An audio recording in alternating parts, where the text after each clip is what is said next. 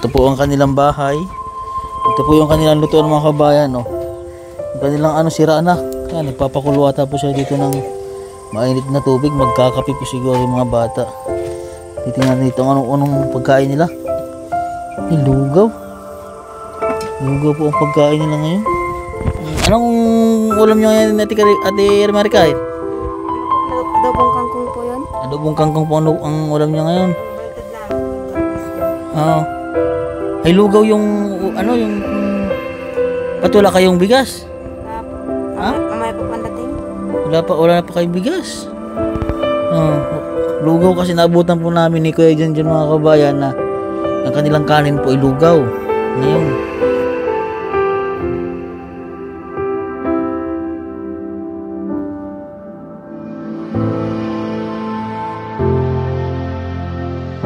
Magandang tanghali po sa atin mga kabayan. So ayan po, for today's vlog ay dadala po tayo sa ating tinutulungan. Yun po yung mga scholar po natin. Dito po sila Princess at saka si Jan at saka si Rick, kami po mga kabayan. Dadalawin po natin sila ngayon. So ito po yung bahay po nila. Ayan. Ito po sila, tinaw, nakasilip yung mga bata.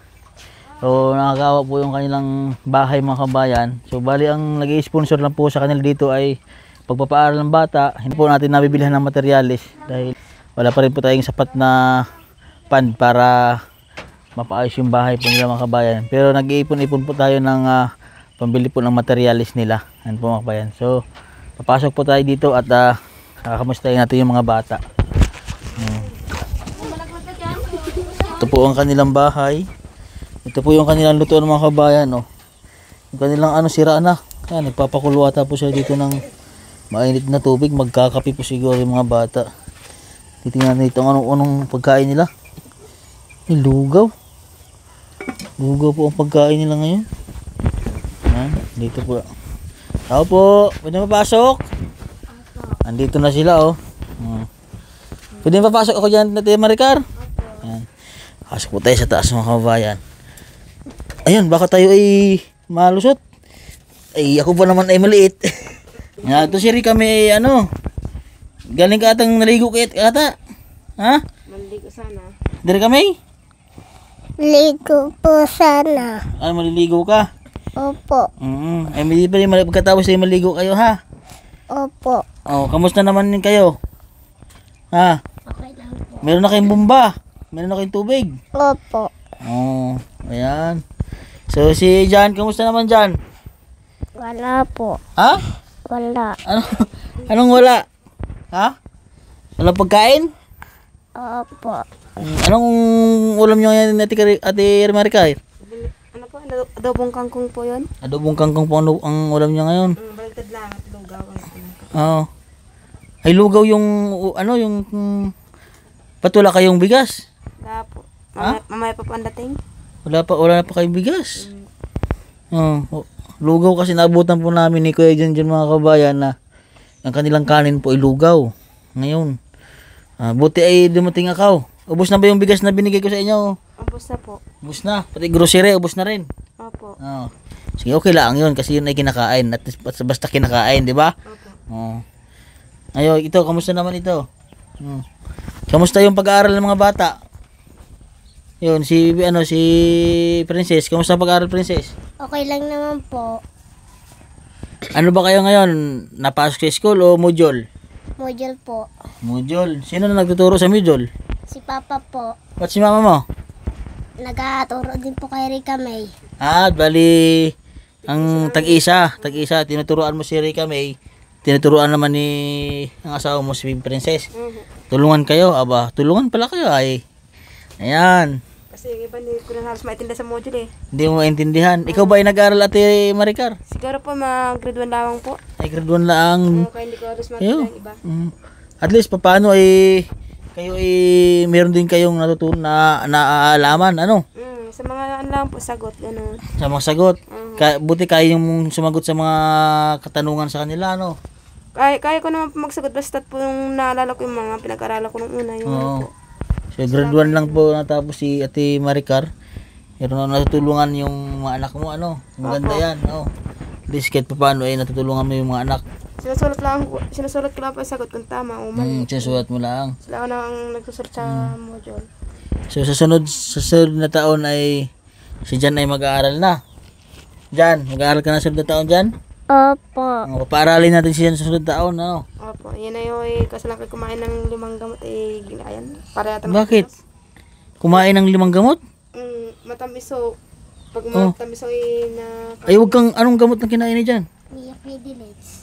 Bakit dapat tinatago mo yon? Kasi Tinatago nga po marunong ako mamapad. kasi baka yan ay ma-overdose yung bata. Akala mo 5 gamot yung kinain. Jan, wag ikaw magkain ng mga gamot dyan na hindi vitamins dyan, ha? Bakit kinain niya? Ay sila pa pinainom ko tapos ang hinimig na kinain pa ulit. Para saan ba yon? Sa lagnat po yun. Sa lagnat. Ay, Jan, ha? Wag mo na iulitin, ha? Jan. Opo. Kasi ano yun, bata yan. Hindi yan kakayanin ng katawan ng bata. Tinawag si Rika may inuubo. Yung syrup nga po ito naman ay sa syrup naman hindi ka magtagal ang gamot na yun din. Iniinom din. Mm. Ayun dapat ay tinatago mo na maigi. Ang hindi nalalaman ng mga bata. O tingnan nyo, inuubo na kayo. Marunong po yan si Rika may maakyat at mahuhukad. Ate Rika may, wag mo ikaw magkain ng gamot ng basta-basta, ha. Pag walang sakit, wala ramdaman, wag mag-inom ng gamot na madami. Masama yun, ha. Hindi mo alam na maraming namamatay sa ganun. Yung vitamins nga po saglit lang inumin nila 3 araw lang ubos na. Ay pangit din yung ganun. Kailangan everyday. Ano bang vitamins? Yung po yung tawag doon? Vitamins sa pampatakaw sa pagkain.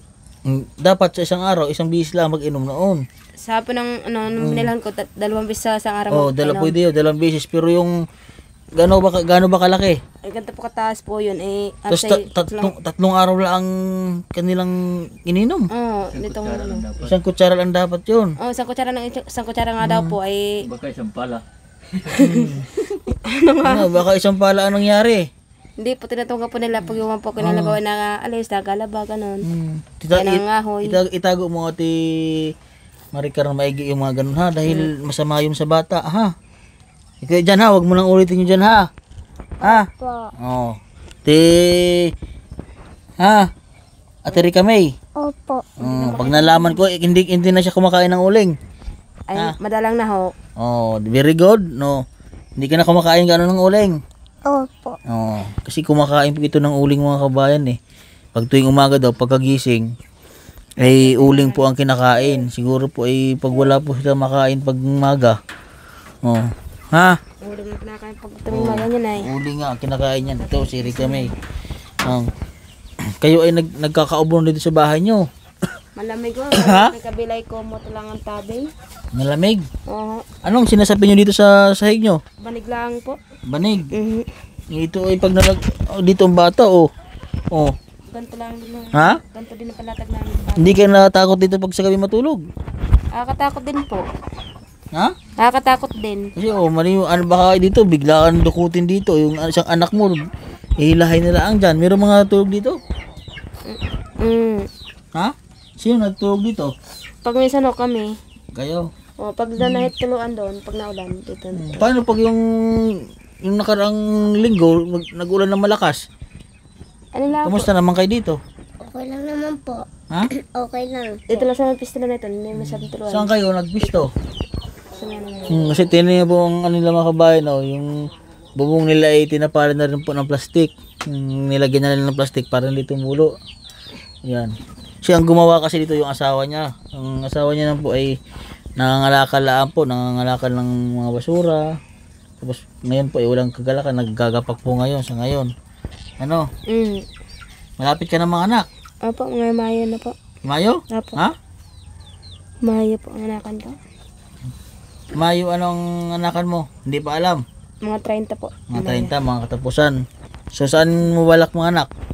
Dito na lang po sa bahay. Sa bahay na lang. Pwede pa ba yun sa bahay mga anak? Pwede daw yun. Pag hindi daw naman tangkap sa sana, pwede naman daw mga anak sa bahay para yung bata ay hindi sanay mga anak. Okay lang daw mga anak sa bahay. Oo, sanay lang. Na hindi sanay, ganon. Oo.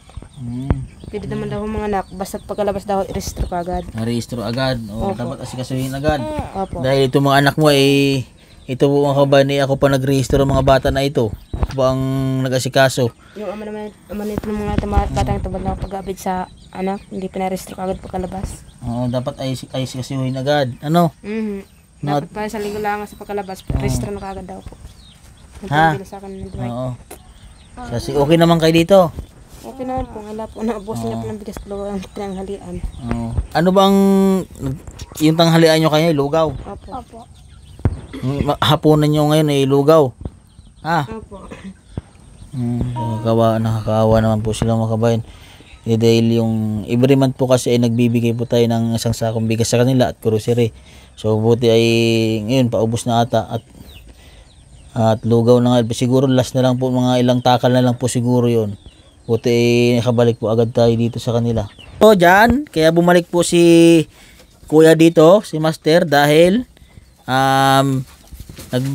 nagpadala ulit ng tulong sa inyo ang ating sponsor, ang ating kababayan na si Sir, ayan, at si Ma'am NTS po, nagpabili din ng mga grocery para sa inyo.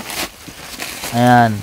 Ayan, nagpadala ng tulong ulit sa inyo yung ating mga sponsor, yung ating kababayan na si Sir, na anonymous lang po, hindi po siya nagpapa-shoutout. Ito po ay matagal nyo ng sponsor. Simula siya ay nagbibigay na sa inyo, ha? Siya yung nagbibigay ng isang sakong bigas. Ngayon ay nagpadala din siya ng magpabili din ng gatas. Ito po yung gatas mga kababayan. Yan, malaki. Ito po ay dalawa. Yung isa po ay Milo. Ayan. Mas maigi yung puro gatas tayo. Ayan, ito Ate Maricar.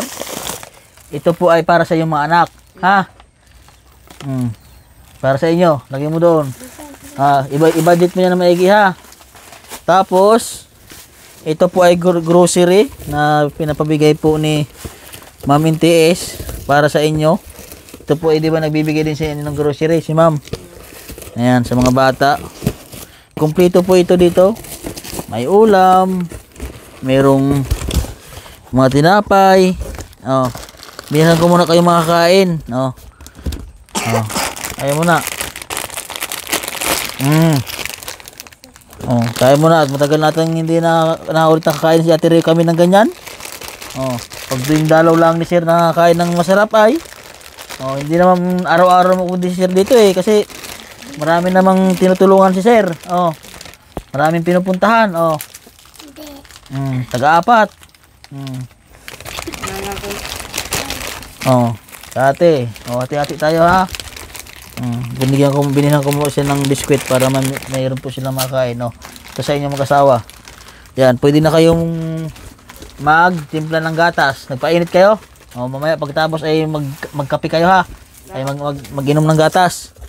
Ayan, tapos ay ito po ay bigas. Ayan. Yan, isang sakong bigas para po sa inyo, ha? Galing kay Sir, ating kababayan. Si Sir ay meron si Sir karamdaman at kahit ganoon na siya po ay may nararamdaman na hindi pa siya gumagaling, ay tumutulong pa rin sa inyo kahit papano. At ay sana ay ipagdasal natin si Sir na gumaling na, yung mga sponsor natin na merong karamdaman, para tuloy-tuloy yung pagtulong sa inyo, ha? Anong mensahe mo kay Sir? Sana po Sir, magpagaling na po kayo. So si Ate Princess, anong mensahe mo kay Sir? Sana po gumaling na po. Si Ate Erika May. Sana po galing na po. Si Jan. Sana po galing na po. At saka si Ma'am NTS, si Ma'am NTS. Maraming salamat po kay Ma'am NTS po sa nagabigay po sa amin po ng grocery. Yun. Kay Ma'am NTS, ano masabi mo? Maraming salamat po sa nagbigay tulong sa amin sa mga grocery, tsaka po sa bigas. Ayun, sa Ate Erika May, kay Ma'am NTS. Salamat po, bigas namin. Yun, si Jan, kay Ma'am NTS. Salamat po. Salamat po. Ayan, so ayan po mga kabayan. Po Ate Maricar at nagpabili po si Ma'am NTS ng grocery. Ayan.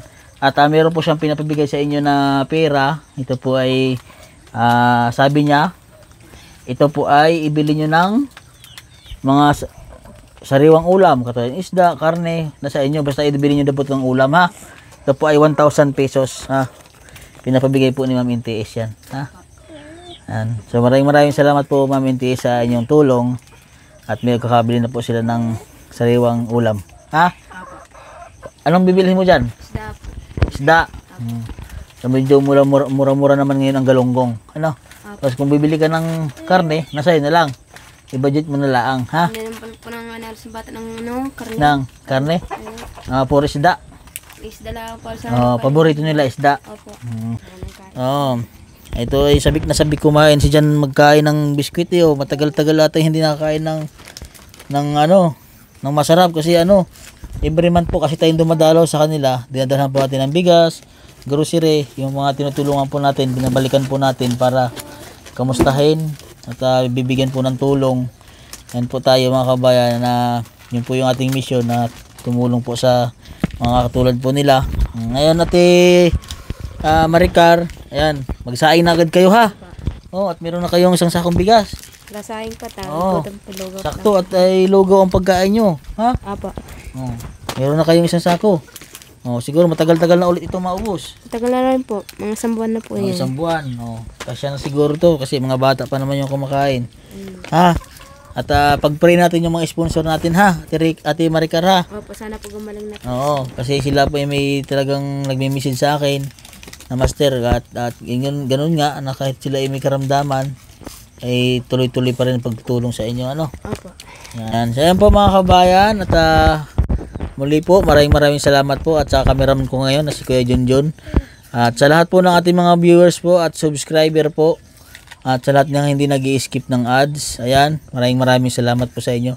At sana po sa mga bagong viewers po natin ay mag-subscribe po kayo sa aking YouTube channel para makamit po natin yung ating minimithi na magkaroon po tayo ng silver button po. Ayan, malapit-lapit na po mga kabayan. At pray lang po tayo mga kabayan. God bless po at magandang hapon sa atin lahat.